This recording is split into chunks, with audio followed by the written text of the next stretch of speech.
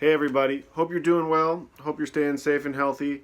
I just wanted to close out this series of overview videos I've been doing about my book, The Boom Method, with a little look at the bonus round that I included at the back of the book, and take the opportunity to let you guys know that I'll be starting a Patreon page next week, which will have different subscription tiers where you can get access to more videos like this, individual lessons, and lots more interesting content. So be on the lookout for that, and I hope some of you consider subscribing. So the bonus round in the Boom Method really touches on something that I think it's really important to remind you all.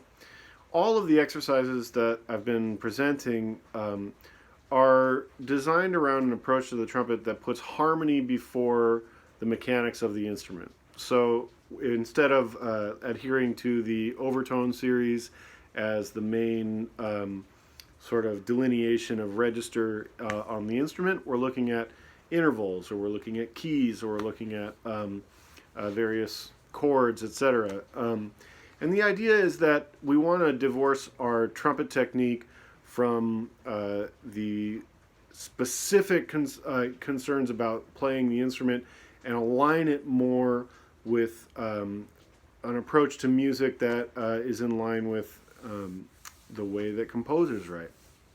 So this bonus round at the end of the book sort of plays upon that. It's an exercise I started doing a while ago as a way to just kind of wrap my brain and wrap my fingers around just switching between key centers fairly quickly. So it's pretty simple, and you can do this with a lot of different kinds of patterns. The pattern that I put in the book is only one example of this kind of practice. But it's basically, called pairing, and it's exactly what it sounds like. You take two different key centers and you alternate going between them.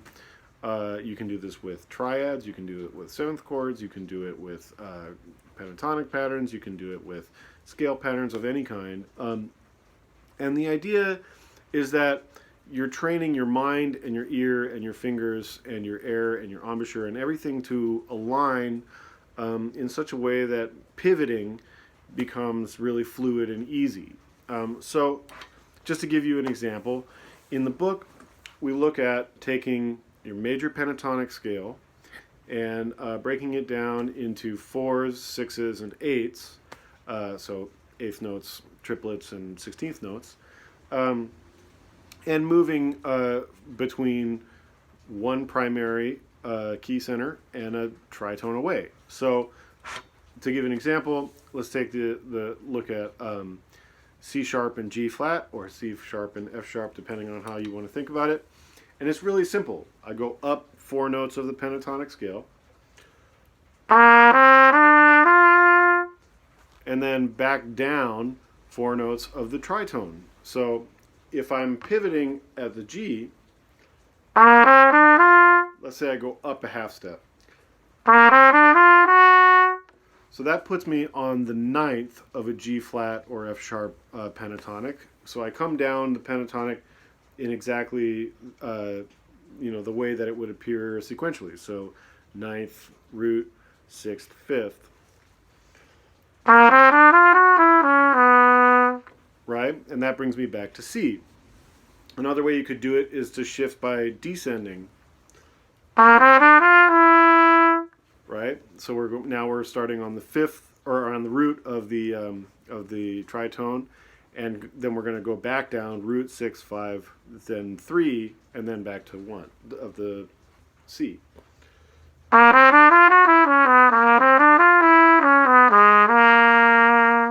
Just threw both in there so you could hear how that alternates. Excuse me. So basically we extend this, I sort of alternate going between those two.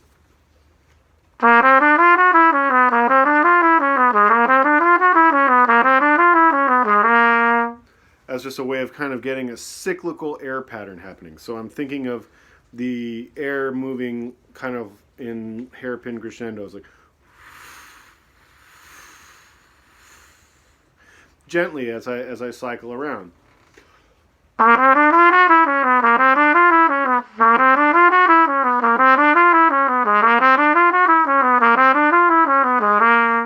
I kind of go around that as many times as I can in a breath, so that I'm getting a sense of like a cyclical kind of hypnotic approach to playing this pattern. Then I do the same thing up 6 notes.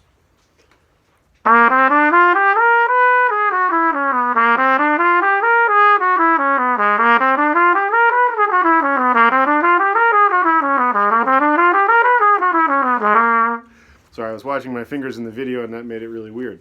But the idea is we're going in triplets, so da da da da da da da da da da da da da da, and we're trying to get that really the same idea, smooth kind of cycles with the air, and getting into that sort of hypnotic, cyclical way of playing.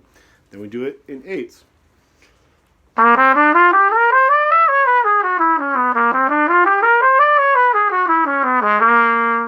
Right, so now we're in 16th notes, and the idea being, again, we're just extending the cycle of that repeating sort of airstream, and we're extending our concentration so that when we make the pivot, we're in the right situation.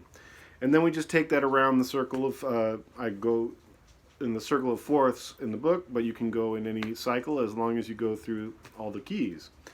And then there's an extra pattern in there that I think is kind of fun, and it's just taking these in little micro doses, so little fours, and we keep shifting each time we ascend or descend, and that creates a rising or falling pattern like this.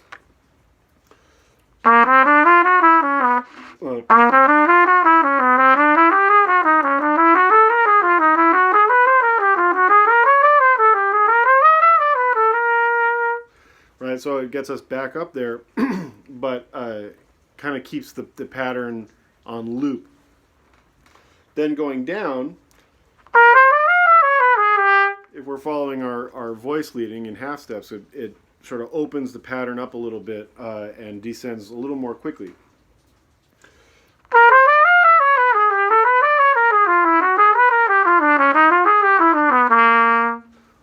So these are just some patterns that are an example of a way that you can start looking at pairing different elements of harmony to create helpful exercises for you on a brass instrument. Excuse me, I've got a little dry throat here going on. But anyway, the idea here is just that we're trying to relate our harmonic understanding and relate our sense of musicality and the motion through chord structures to the way that we approach the fundamentals of the instrument. And that's a really important point for all of the various exercises that I've been talking about.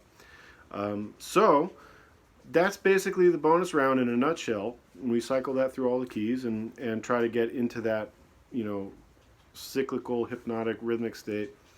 And it's a really excellent way to augment your fundamental practice routine. So I hope you enjoyed this. I hope you guys are staying safe and healthy, and be on the lookout for the Patreon announcement coming probably early next week. I'll have some good content up there for you, and I hope it can be a way for us to continue these sessions and to interact on a more personal level.